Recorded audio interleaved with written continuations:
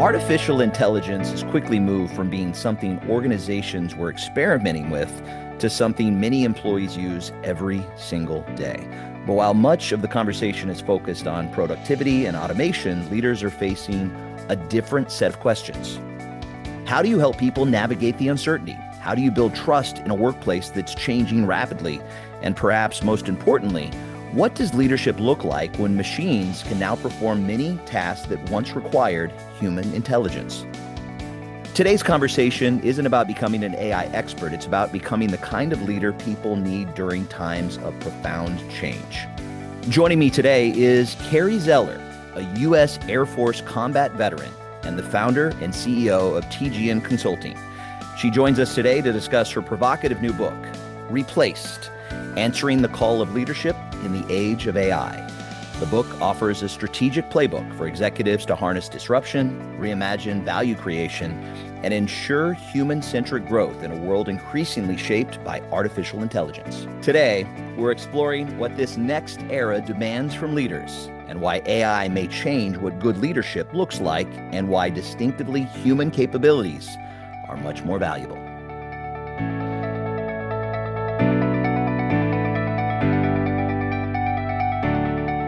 Kari, welcome to the Blanchard LeaderChat podcast. How are you doing today? I'm doing so well. Thanks for having me. It's so great to have you on here. You describe yourself as a battle-tested leader, drawing on your experience leading logistics during combat deployments in the U.S. Air Force. How does serving in combat prepare you rather to guide executives through the disruption that's caused by artificial intelligence? That's a great question. It happened a long time ago, but it was probably one of the most defining moments of my leadership career. And that is learning what leadership is when uncertainty is real, information is incomplete, and the consequences of poor judgment and decisions matter. So when I was in Kuwait, deployed in 2005, and I tell this story occasionally, I showed up and we had a pretty substandard unit. We had pretty old aircraft. Our tools and equipment were old. We were working out of a bombed out bunker from the first Gulf War. And we had really normalized substandard performance. In other words, we had really bought into our own explanations. Then I got tasked to fly into Iraq on an aircraft recovery mission. And I started talking to the soldiers and Marines on the ground in the front line whose their food, medical supplies, new troops, new equipment depended on our aircraft completing their missions. And one of them said, look, when your aircraft don't come, things are so much worse. We have to hang on a bit longer. We have to make do in a way. And what I concluded from that was when we don't fly, people die. And that context shift, I brought that back to Kuwait, to the same people, the same aircraft, the same tools, the same conditions. And I was a different leader. So what that context did is it shifted how I understood my job to be, and therefore the way that I narrated and led my troops in understanding what their job was. And within 2 months, our statistics and our performance turned around so dramatically that, one day the aircraft control center actually thought that our systems were broken because we were showing all functional aircraft, and that had just never happened before. So this experience taught me 3 things. The critical intelligence lives closest to the action. So we actually need to go to the front lines, and we have to have a way of getting that intelligence from the front lines. It might not be, they may only have a slice of it, but each slice really matters. Leaders must orient before they can provide real leadership and certainty. So I had to get clear on what my mission was. And through that, I was able to truly lead, not just manage the tasks. And context, and a chapter in my book is called Context is the Primary Lever. Context itself can change not just what people can see, but how they understand themselves, their work, and what becomes possible with this same set of circumstances. So context is really critical to leadership. In your book, you point out that artificial intelligence isn't just an operational change. It's triggering what you call ontological vulnerability. Now, that's That's a phrase that many leaders don't hear every day. So what does that mean? And why are so many professionals feeling their identity and their worth is being challenged right now? Yeah, that's good. It's a philosophical term. Besides combat experience, I really get into philosophy and business. It's kind of a strange combination. Operational vulnerability threatens what you do. Ontological vulnerability, ontological is like the study of being. It threatens our sense of who we are and our place in the world. So, ontological vulnerability is the destabilization that people feel when change threatens not just what they do, but who they understand themselves to be. And it happens some when the things that gave somebody a coherent place in the world start to become really uncertain. So I start to question what makes me valuable, where do I belong, how do I contribute, is there a future available to me, who am I going to be in that future? And so why that's up front and center today and why I go about it in my book is AI in many ways is really disrupting our sense of who we are in the workplace. And the more that I study, the more I see that work often gives us our place of identity, our place of belonging, our sense of contribution, and our sense of who we can become in the future. And so, if you think about one of the big roles that are currently in the news getting replaced is financial analysts. And as a financial analyst, it's not that I'm just worried that certain tasks are going to be automated. That actually might allow me to do my job better. But if the analysis itself is what made me valuable and AI can now do it faster and better, I start to question my value itself. The title of your book emphasizes the difference between being replaced and being replaced. Can you explain this critical distinction? Mm-hmm.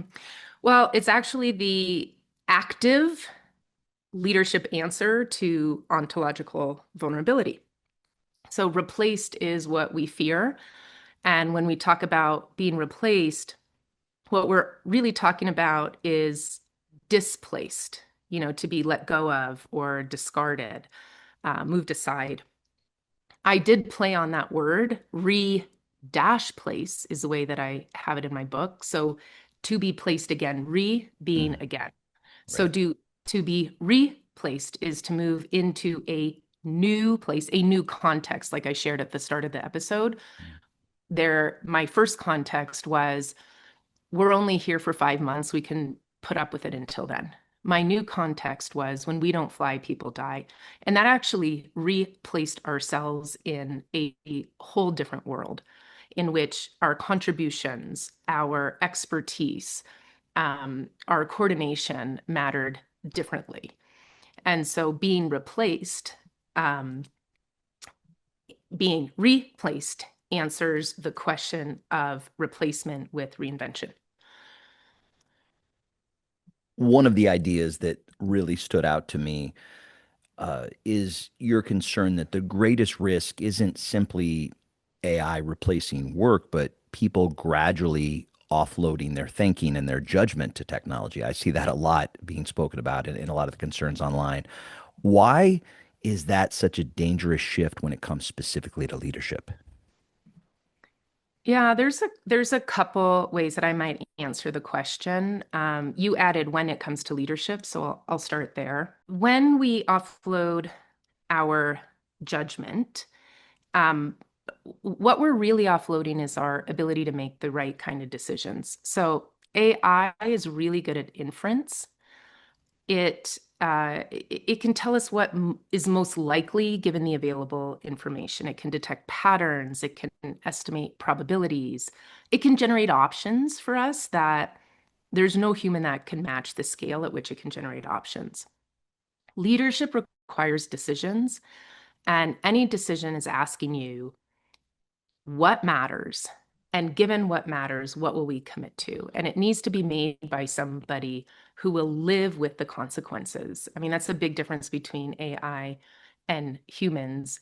and leaders. AI can provide answers, but leaders need to provide answerability. And so leaders need to defend the trade-offs. They have to remain accountable.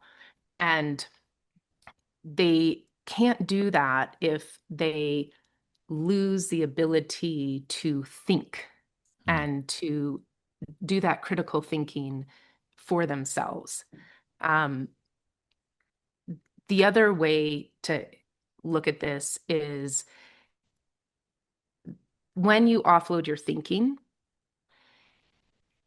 you start to reduce the practice of thinking, right? And we weaken that skill and we weaken the ability to provide sound judgment. Weaker judgment increases the dependency on AI's thinking and framing. When we start to have that dependency across the board, we now have kind of a shared dependency. And when we have a shared dependency on AI's framing, our thinking starts to converge.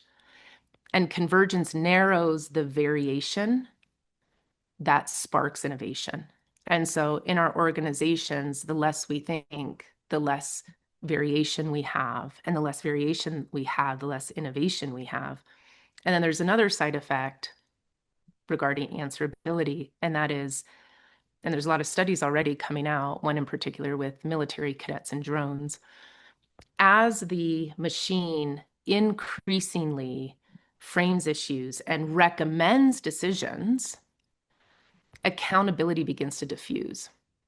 And so we start to see more ends justify the means, and not all the ends. Some of the ends are like, here's your predetermined set of options, pick one. And so I think that there's a lot of concern. And maybe one of the principles I would say in navigating this age is to maintain our thinking sovereignty. And I think that that's a really important principle as we go transition into this next era. Today's conversation highlights an important truth. AI isn't just transforming technology, it's transforming how people work, lead, and learn together. If you'd like to dive deeper, download Blanchard's latest AI research report. Based on insights from leaders and individual contributors, the report explores how AI is reshaping workplace culture, leadership credibility, trust, and expectations for leadership, along with practical guidance for helping organizations navigate change with confidence.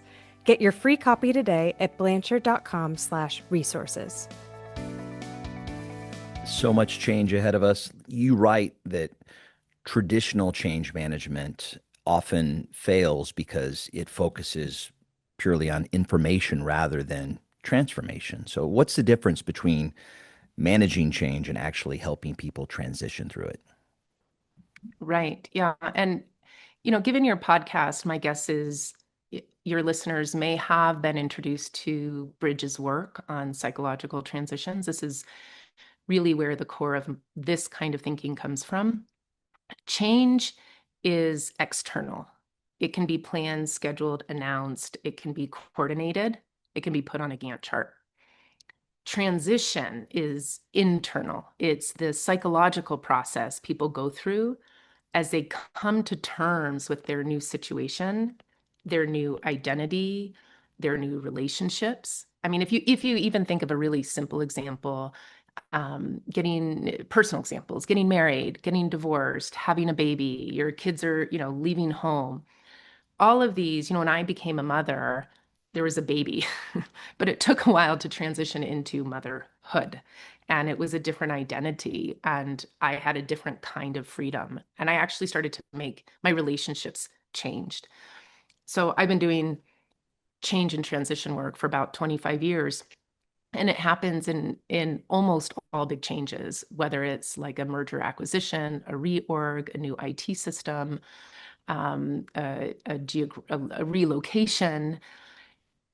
Every change starts to have questions of who am I?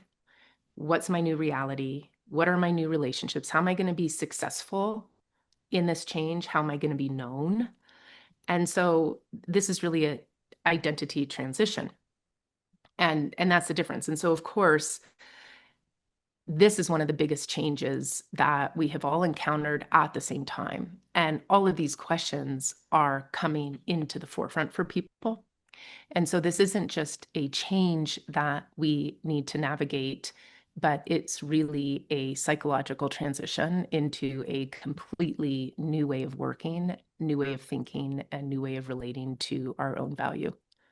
You know, when we think about change and we think about leadership here at Blanchard, we often talk about the importance of trust and how that helps people kind of navigate the change and not just communicate it. As leaders introduce AI into their organizations, how does helping people through that transition, how does that change and what does it look like? Right. Well, one of the most important things is understanding the difference, right? So if you understand that what's up for people are these questions around identity, reality, contributions, relationships, the things that I said, if you understand that those are really the questions that are up for people, then you're not just going to say, okay, you need new training, you need upskilling, we need to do workforce redesign. How many tokens are you using? How much more productive can you be? So if you're not actually addressing these fundamental human cares, that's how I call them, fundamental cares, if you're not addressing those things, that's going to reduce trust. My own framework of trust has 4 components. There's transparency, competence, accountability, and care. And it's that last one, fundamental care. When you make decisions and take actions, do you have what's important to me in mind? So one of the things that's really important is having those in mind and knowing that those are the questions that are up for people. The other thing, and I provide this framework in my book, and it's complete, create, commit, and care throughout. So when people go through a transition, while change starts with it begins with a start. Let's start now. A human psychological transition begins with an end. So we begin with complete. And what's important is to acknowledge what's ending, what's stopping, even like maybe, what is being lost. And those can be kind of interesting conversations to have right now, right? So, wow, you used to do the schedule every day for 12 hours. I think you're going to get really excited that you're only going to have to spend an hour on that every week. However, what else is getting lost in that process? Right. And there might have been certain conversations that are getting lost, or I used to be the schedule master, or, there are interesting things that get lost when things change. I do think one of the things that's coming to an end is that, we are often known for our expertise, our answers, and our productivity. And by and large, this is what is changing a lot, that AI actually does that better. And then there's create, like what does a future really look like? And a future in which I can see myself contributing. I can see me being somebody that matters to me, that I can be proud of. I understand my relationships with others.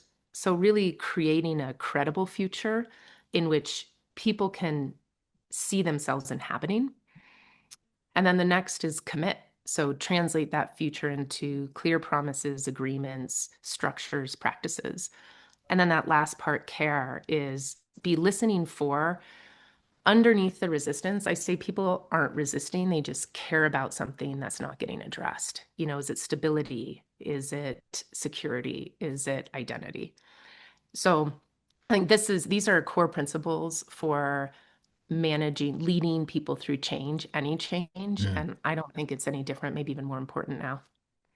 You argue in the book that context is the primary lever of leadership, and you use stories at Kodak and Fujifilm as examples of organizations facing the same disruption but arriving at very different futures. So, what can today's leaders learn from that story as they think about AI? Right. So context is not the circumstances. We can have the exact same circumstances, again, like my story at the beginning of this podcast, where I had the same tools, same equipment, same troops, same 126-degree weather. My context shifted, and what I and my team was able to see, what actions were possible, and what results were possible, that's what shifted with a shift in context. So if you look at Kodak and Fujifilm, they had nearly identical market conditions.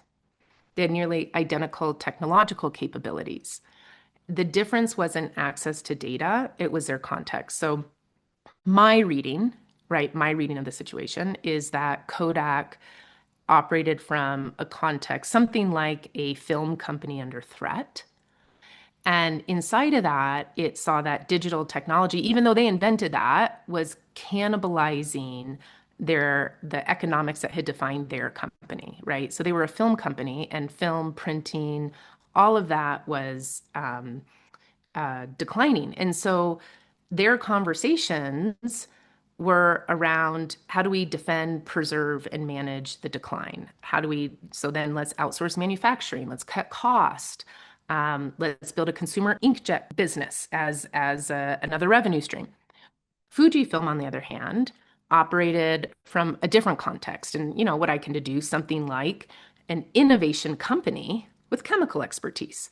So it didn't interpret the decline of film as a destruction of their identity.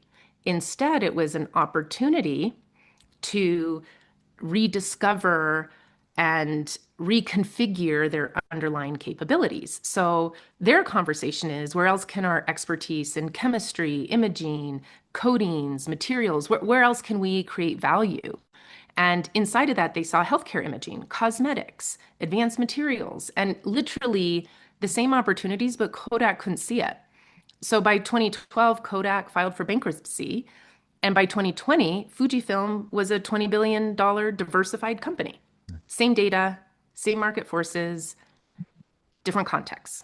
One of the themes that's emerging from our own research here at Blanchard is that AI success really depends as much on culture leaders create as the technology that they deploy.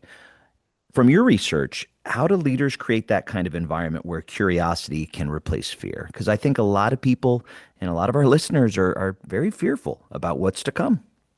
Yeah. And if you look at, well, what do they care about? Fear is about, I'm predicting I'm going to lose something important to me. So what do they think they're going to lose? I have a little mantra, turn fear into care. And what that means is if I see, okay, sadness is about I've lost something important to me. Fear is I predict I'm going to lose something important to me. Well, what is it that's important to you? And let's start to get curious about how to design a way forward that addresses that care. So that's pretty important, right? When I went through a divorce, I was afraid I was going to lose out on, at the time it was like, oh, I'm not spending enough time with my daughter, right? Because I'm sharing her. But when I really got down to my fundamental care, it wasn't actually about time. It was that my daughter feels loved and supported and grows into a very responsible, productive citizen. And looking from that fundamental care, I could design all sorts of engagements, interactions, whether she's with me or not, to ensure she felt that way. So back to the organization, curiosity doesn't naturally replace fear just by saying, be curious or, encouraging, you can do it. Curiosity actually becomes available when leaders help people accept the reality as it is and as it isn't, not, and this is what it means. So acceptance is actually one of the most important precursors to almost any positive emotion. It turns things from anxiety into, interest. I look at a few different dispositions in the book, and I got some of these from Fernando Flores's work when he was a senator in Chile, actually, and looking at how the country of Chile goes towards innovation. And he identified 3 blockers to innovation. And that's complacent certainty. Like, I already know where this is going and there's nothing we can do about it. Anxious enthusiasm. We've got to do everything immediately or we're going to become irrelevant.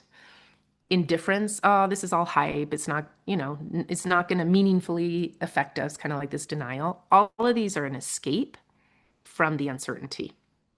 And so what I talk about in the book is really learning how to bring grounded curiosity. And grounded curiosity is remaining aware and and present to the uncertainty without needing to understand it, without becoming overwhelmed by it or dismissing it. And so I think when we tell our people it's going to be fine or don't worry, it actually doesn't address their real fundamental cares. I think the best thing we can do as leaders is to say, I don't know yet. Mm. And there are some fundamental principles that we're operating from. Many organizations are investing in AI right now, and we don't see that stopping anytime soon. From your perspective, what role, when you think specifically about leadership development, what role should leadership development play in helping organizations use AI responsibly, not just efficiently? I think it's pretty critical.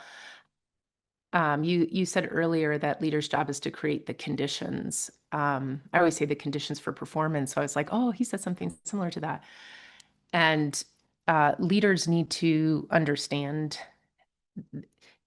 they really do need to understand how AI works because you can't function optimally in a system that you don't understand. When I became an aircraft maintenance officer, I was pretty useless, honestly, until I went out on the line and allowed my troops to teach me about the engines, the, flight controls, the hydraulic systems. Only then could I reasonably have conversations and begin to really lead and coordinate and see where we needed to go. So we do need to understand, and that is very important, but not just how you use a tool, but what are the algorithms made of? What is AI good for? What are humans good for? Because I do believe the leader of the future is not just asking how do we deploy AI, but how do we create um, an intelligent system that leverages both the human and the artificial intelligence. So we're really going to need an expanded set of leaders, and I think that's why this book is a leadership book. It's time for leaders to step up Hmm. and to say, okay, who do I need to be now to be a responsible leader in this era? And a lot is going to be asked of us. I love your background. You've got more than 7,000 hours as a master executive coach, who we've talked about before. You advise leaders from the battlefield to the boardrooms. What do you think is the most common blind spot today regarding AI? I would say that there's a couple things. One of our biggest mistakes organizationally is we're not understanding, protecting, and growing the human intelligence. We're asking questions like I said earlier, where can we deploy AI versus what kind of intelligence does our future require? Where does that intelligence live? How should it be combined? Who remains answerable for what it creates? So we've always, unfortunately, I mean, I think unfortunately, but I have a job because organizations have always kind of suppressed, not intentionally, but they suppress the human intelligence that they already own. They don't know really how to access it. And what I'm watching now is we're chasing artificial intelligence even more, and we're finding new ways to suppress that human intelligence. So thinking that um, AI can simply replace people and not really understanding what's that HI, that human intelligence, and how is that contributing to our value. One of the things that happens then is we optimize outcomes in the short term, but we reduce our capability to produce value in the long term. So I think I would just say the most common blind spot is human intelligence, actually, and what it provides. Kari, as we start to wrap up our conversation today, if our listeners took one key idea, one key learning, one piece of knowledge from you, what's the one thing that you'd want them to take away from our conversation today? I'd say don't let AI answer the question of what humans are for. Like, don't ask the AI. That question belongs to us.